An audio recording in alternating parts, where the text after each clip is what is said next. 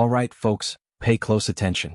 We've got a massive story breaking tonight, one that Donald Trump and his inner circle are desperately trying to bury. It's the kind of story that defines the difference between a leader who serves his people and a tyrant who feeds off them. Because just hours ago Donald Trump ran to the Supreme Court, yes, sprinted, and made a late-night emergency request that will disgust every decent American. And I know what you're thinking. What could possibly be worse than what we've already seen? Well, buckle up because Trump is now trying to block food assistance for millions of hungry Americans. Let's rewind. The U.S. government has been in shutdown mode for weeks, thanks to Trump's inability to manage his own party.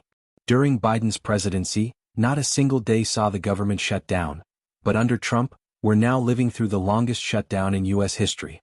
And instead of fixing it, Trump has been obsessed with one thing: punishing the poor. You see, Trump has been railing against SNAP, the Supplemental Nutrition Assistance Program, the one that helps low-income Americans put food on the table. Despite court orders demanding his administration pay out the full benefits for November, Trump has refused. He even posted on Truth Social blaming radical left Democrats for not opening the government, conveniently ignoring that Republicans control every branch of government.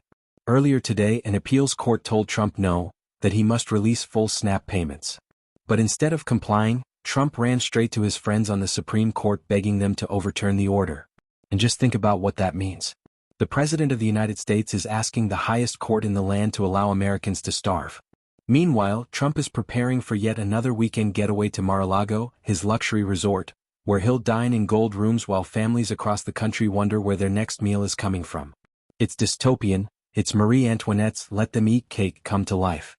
And it doesn't stop there. Remember last week's Great Gatsby-themed party at Mar-a-Lago? The timing couldn't have been crueler. Millions of Americans losing food benefits, and there's Trump, hosting a roaring 20s celebration, a party themed around the downfall of a man blinded by wealth and ego. You can't make this up. Even Senator Elizabeth Warren weighed in, pointing out that Trump once bragged on social media about his new marble bathroom in the White House, while millions turned to crowdfunding just to afford groceries and medical bills. Her words cut deep. Trump's message to 42 million Americans on SNAP? Eat dirt. And sadly, just moments after this story broke, the Supreme Court sided with Trump. They granted his request to temporarily block the order, meaning millions will continue receiving partial payments, if anything at all. The Supreme Court could have stood for the hungry, for the struggling, for the average American, but instead they stood for the billionaire with the ballroom. This is the America that Trump and his allies want.